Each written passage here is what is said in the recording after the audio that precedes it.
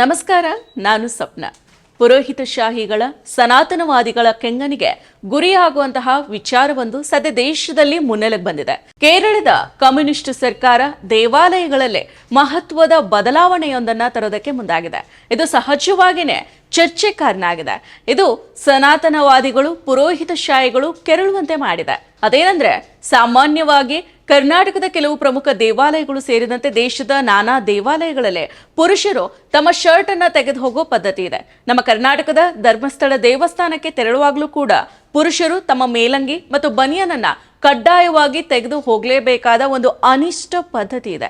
ಇದೇ ರೀತಿಯ ಪದ್ಧತಿ ಕೇರಳದಲ್ಲಿ ಸ್ವಲ್ಪ ಜಾಸ್ತಿ ಇದೆ. ಈ ಬಗ್ಗೆ ಸಂಪೂರ್ಣವಾದ ಮಾಹಿತಿಯನ್ನ ಇವತ್ತಿನ ಈ ವಿಡಿಯೋದಲ್ಲಿ ತಿಳಿಸ್ಕೊಡ್ತೀನಿ. ಅದಕ್ಕೂ ಮೊದಲು ನೀವು ನಮ್ಮ ಈ ದಿನ ಯೂಟ್ಯೂಬ್ ಚಾನೆಲ್ಗೆ ಸಬ್ಸ್ಕ್ರೈಬ್ ಆಗಿಲ್ವಾದ್ರೆ ಕೂಡಲೇ ಸಬ್ಸ್ಕ್ರೈಬ್ ಆಗಿ ನಮ್ಮ ಪ್ರತಿ ವಿಡಿಯೋಗಳ ನೋಟಿಫಿಕೇಶನ್ಗಾಗಿ ಪಕ್ಕದಲ್ಲೇ ಇರೋ ಬೆಲ್ ಬಟನ್ ಅನ್ನ ಕ್ಲಿಕ್ ಮಾಡಿ. ಟಾಪಿಕ್ ಹೋಗೋ ಮುನ್ನ ಇನ್ನೊಂದು ವಿಚಾರ ನಿಮ್ಮ ಜೊತೆಗೆ ಶೇರ್ ಮಾಡಬೇಕಿದೆ. ಅದೇನಂದ್ರೆ, ನಮ್ಮ ಕರ್ನಾಟಕ ವಿಶೇಷ ಸಂಚಿಕೆ ಕರ್ನಾಟಕ 50 ವರ್ಷಗಳ ಕುರಿತ ಅತ್ಯಂತ ಮಹತ್ವದ ಪುಸ್ತಕ, 60ಕ್ಕೂ ಹೆಚ್ಚು ಪರಿಣಿತರ ಮಹತ್ವದ ಲೇಖನಗಳು ಈ ವಿಶೇಷ ಸಂಚಿಕೆಯಲ್ಲಿದೆ. 30% ರಿಯಾಯಿತಿ ಜೊತೆಗೆ ಇಂದೇ ಈ ಪುಸ್ತಕವನ್ನ ಕಾಯ್ದಿರಿಸೋದಕ್ಕೆ 9035053818ಕ್ಕೆ ಸಂಪರ್ಕಿಸಿ.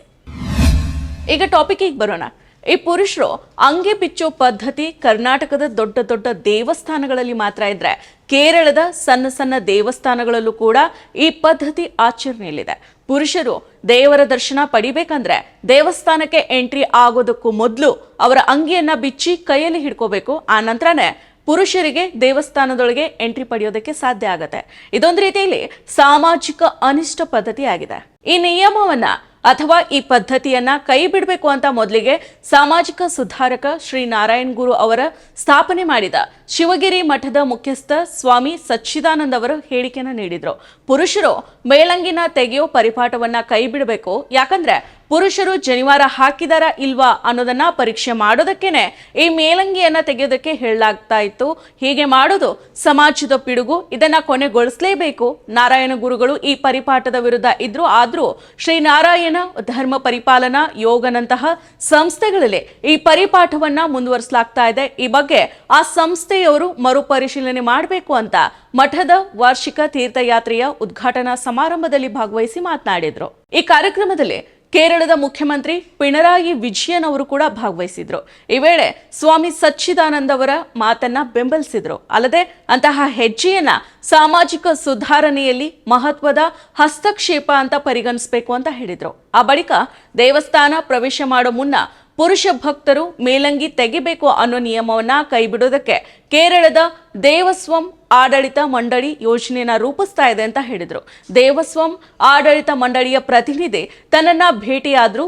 ತಾವು ಈ ನಿರ್ಧಾರ ತೆಗೆದುಕೊಳ್ಳಲಿದ್ದೇವೆ ಅಂತ ಅವರು ಹೇಳಿದ್ರು. ನಾನು ಒಳ್ಳೇದಾಯ್ತು, ಅತ್ಯುತ್ತಮ ಸಲಹೆ ಅಂತ ಹೇಳಿದ್ದಾರೆ. ಆದ್ರೆ ಯಾವ ದೇವಸ್ವಂ ಆಡಳಿತ ಮಂಡಳಿ ಈ ನಿರ್ಧಾರವನ್ನ ಅನುಷ್ಠಾನಗೊಳಿಸ್ತಾ ಇದೆ ಅನ್ನೋದನ್ನ ಪಿಣರಾಯಿ ವಿಜಯನ್ ಅವರು ನಿರ್ದಿಷ್ಟಪಡಿಸಿಲ್ಲ. ಗುರುವಾಯೂರು, ತಿರುವಾಂಕೂರು, ಮಲಬಾರ, ಕೊಚ್ಚಿನ್ ಹಾಗೂ ಕೊಡಲ ಮಾಣಿಕ್ಯಂ ಸೇರಿದಂತೆ ಕೇರಳದಲ್ಲೇ 5 ದೇವಸ್ವಂ ಆಡಳಿತ ಮಂಡಳಿಗಳಿದ್ದಾವೆ. ಇವು ಸಂಘಟಿತವಾಗಿ 3000 ದೇವಾಲಯಗಳನ್ನ ನಿರ್ವಹಣೆ ಮಾಡ್ತವೆ. ಸದ್ಯ ಸಾಮಾಜಿಕ ಅನಿಷ್ಟ ಪದ್ಧತಿಯಾದ ಪುರುಷರ ಮೇಲಂಗಿಯನ್ನ ತೆಗೆಯೋ ನಿಯಮವನ್ನ ಕೈ ಬಿಡಬೇಕು ಅನ್ನೋ ನಿರ್ಧಾರವನ್ನ ಕೇರಳ ಮಾಡ್ತಾ ಇದೆ. ಇದೇ ರೀತಿಯ ಅನಿಷ್ಟ ಪದ್ಧತಿಗಳು ಕರ್ನಾಟಕದಲ್ಲೂ ಕೂಡ ಇದಾವೆ. ಆದಷ್ಟು ಬೇಗ ಕರ್ನಾಟಕದಲ್ಲಿಯೂ ಕೂಡ ಈ ರೀತಿಯ ಅನಿಷ್ಟ ಪದ್ಧತಿಗಳು ನಿಲ್ಬೇಕಾಗಿದೆ. ಈ ಬಗ್ಗೆ ಚರ್ಚೆ ಆಗಬೇಕಾಗಿದೆ. ಮತ್ತಷ್ಟು ವಿಶೇಷ ವಿಡಿಯೋಗಳನ್ನು ನೋಡಲು ಮತ್ತು ಹೊಸ ವಿಡಿಯೋಗಳ ಬಗ್ಗೆ ತಿಳಿಯಲು ಈ ದಿನ .com ಯೂಟ್ಯೂಬ್ ಚಾನೆಲ್ ಸಬ್ಸ್ಕ್ರೈಬ್ ಮಾಡಿ ಮತ್ತು ಬೆಲ್ ಐಕಾನ್ ಕ್ಲಿಕ್ ಮಾಡಿ.